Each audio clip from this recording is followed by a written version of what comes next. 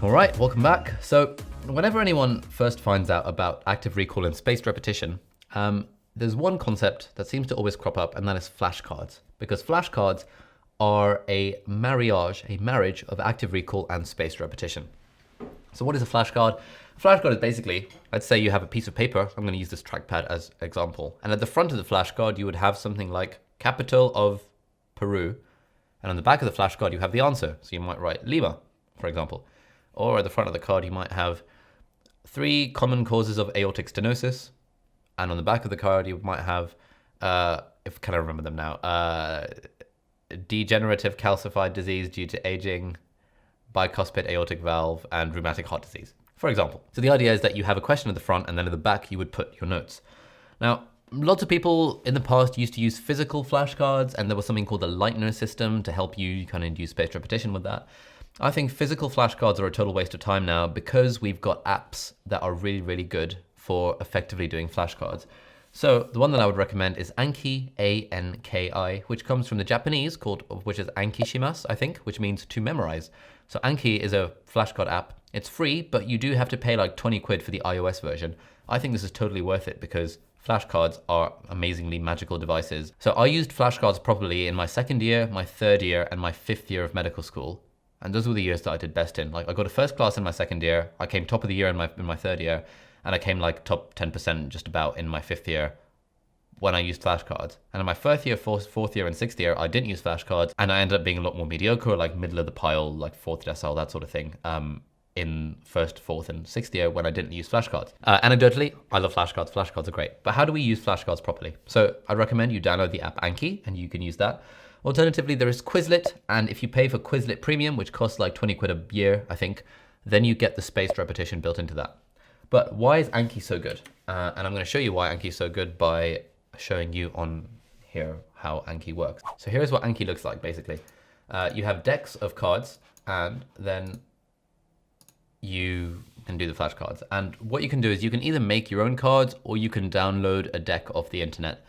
Most people recommend making your own cards unless you're studying. I think with medicine specifically, depending on what exam you're doing. For example, if you're taking the USMLE and you're following a resource like Pathoma, which is like a really common resource that everyone uses to prepare for it, then other people have already made Anki decks based off of Pathoma. So there's not much point in us like creating our own flashcards for that because the work's already been done.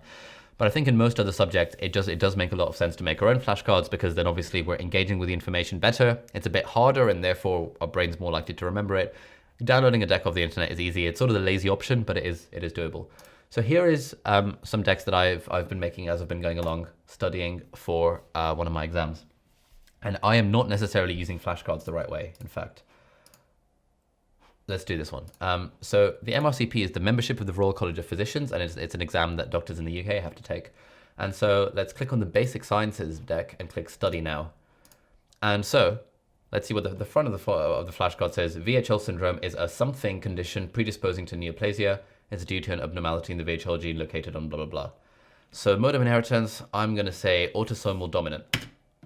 Yes, it is. And I've hit the space bar to see what the answer is. It is autosomal dominant.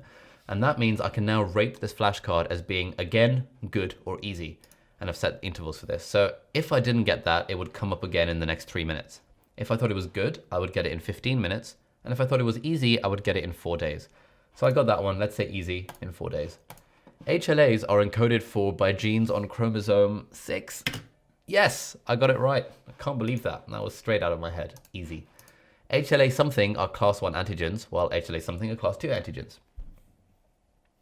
I don't know what this is talking about. Okay, so HLA, A, B, and C are class 1 antigens, while DP, DQ, and DR are class 2 antigens. That does ring a bell, but I didn't know the answer, so I'm going to click again. So this comes up again in 3 minutes time. So you can see this is forcing me to do active recall by testing me on like the knowledge of this stuff. But it's also forcing me to do spaced repetition, because if I got something wrong, it means I can tell it to show it to me again in 3 minutes or in 15 minutes or whatever. And if I got something right, it can tell it to show it to me again in 4 days. And if I got that question about von Hippel-Lindau syndrome again in 4 days time, and I got it right again, then the easy interval would change to like a month. And so Anki has an algorithm for spaced repetition built in so that the harder cards come more often and the easier cards come less often, like, you would actually space the intervals out. And there's been loads of people on the internet who have dug down into the maths and the science behind the Anki spaced repetition algorithm. So I'll put links to some of those things in the video description. Anki is really, really popular in medical school because you just have a huge torrent of information to memorize. And so for the people that use Anki, they swear by it. But one of the problems with Anki is that to use it well and to use it properly, ideally you want to keep it to one fact per card rather than just copying and pasting all your notes on a single card. And ideally you want to be doing it consistently over a long period of time. So I love using flashcards if I start early on and I can do it for isolated facts. So for example, in my second year, I used flashcards to memorize drugs and to memorize bacteria and viruses and things. So when it came to drugs, it would be, a flashcard about, paracetamol. And on the back of the card, it would be its mechanism of action and would be its salient side effects. And so I would learn those and we'd be kind of going through flashcards in a group with my friends. One of the techniques of working together with friends is that you can all do flashcards together, and that's nice. So I remember in my second year of med school, me and my friends Callum and Paul, we would order some chicken doner from the local kebab shop.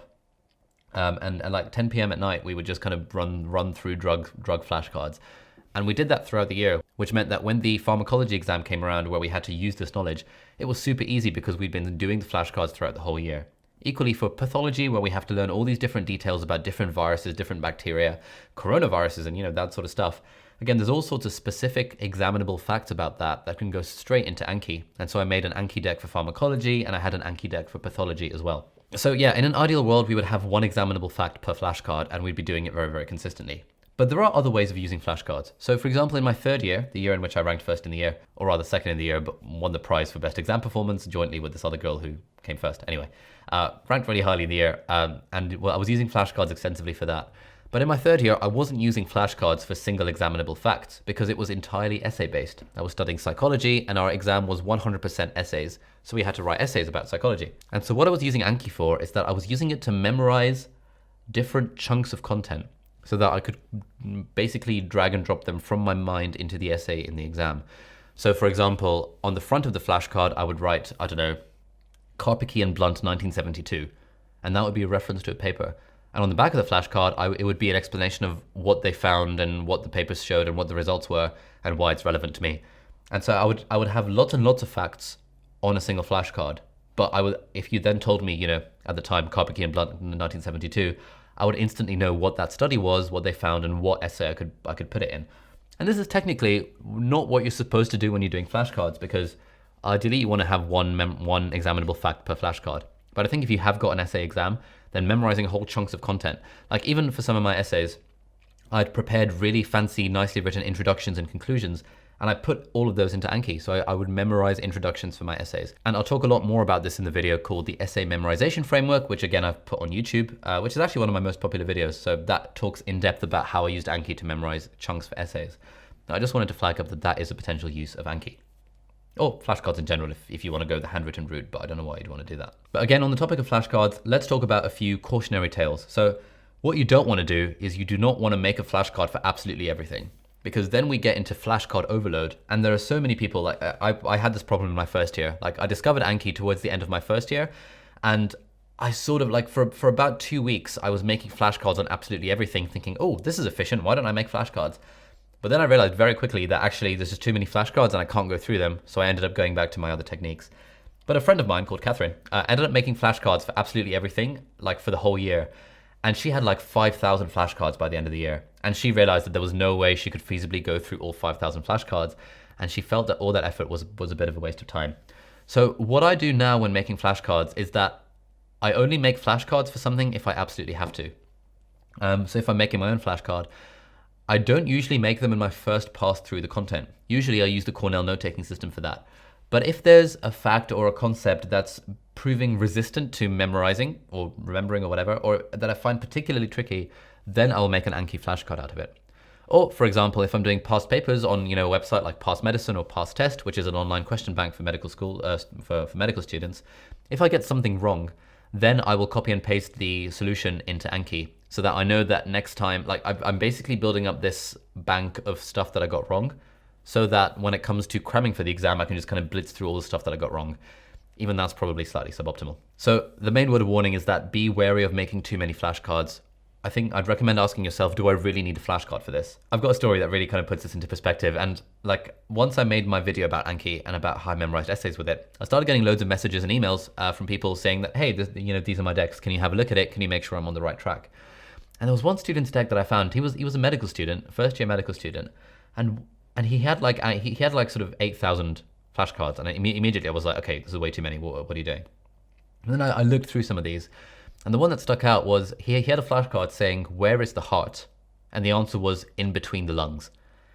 Where is the heart in between the lungs? And that is one of those things that's just so obvious that you don't need a flashcard for it. It's also a bit pointless having a flashcard because when you see the phrase, where is the heart? I would say, okay, fine. If you ask me where is the heart, I would say, all right, well, I suppose it's at the level of T5 vertebra. It's sort of in the middle mediastinum. It's surrounded by, the anterior mediastinum and the posterior mediastinum. It's got the thoracic dogony running alongside it. It's got the aortic arch on top of it, blah, blah, blah. But if I looked at the flashcard and the answer was in between the lungs, I would feel cheated. I would be like, what the hell? What is the point of this flashcard? This is a total waste of time. So that's why I told him. I was like, look, man, avoid making flashcards for obvious things. And that's why I think that I wouldn't personally make flashcards on my first pass through the content, because who knows what the bits that I'll just know off by heart will be, and what the bits are going to be obvious and what bits aren't going to be obvious. I would start making flashcards on my second or third pass through the content, and only if I absolutely had to. So those are my thoughts on flashcards. Again, links in the projects and resources area, or wherever this is on Skillshare, or wherever you're watching this. I'll put links to some other studies of how we actually use flashcards, or if you just do a Google search for USMLE flashcards, if you're a medical student, then you'll find loads of people that have really gone in anal detail about how they use flashcards for their USMLE preparation. And there's all sorts of kind of theory crafting about the optimal spaced repetition intervals and all this stuff. So just find something that works for you. But that's all we'll say on flashcards for now. So thanks for watching, and I'll see you in the next video.